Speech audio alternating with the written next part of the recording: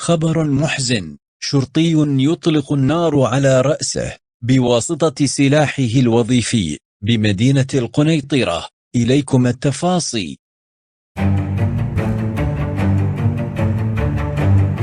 اهتزت مدينة القنيطرة مساء الخميس على وقع محاولة انتحار مفتش أمن يعمل بالدائرة الأمنية الثانية بالقنيطرة.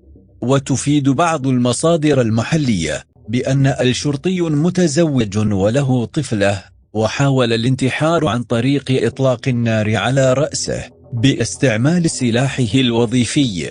واستنفر الحادث السلطات المحلية والأمنية، وقد تم نقل الضحية في حالة حرجة إلى قسم الإنعاش بالمستشفى الإدريسي بالقنيطرة. وبحسب المعطيات المتوفرة فإن الهالك فارق الحياة داخل غرفة الإنعاش بمستشفى الإدريسي بالقنيطرة، متأثرا بخطورة حالته الصحية على إثر إطلاقه رصاصتين على رأسه باستعمال سلاحه الوظيفي.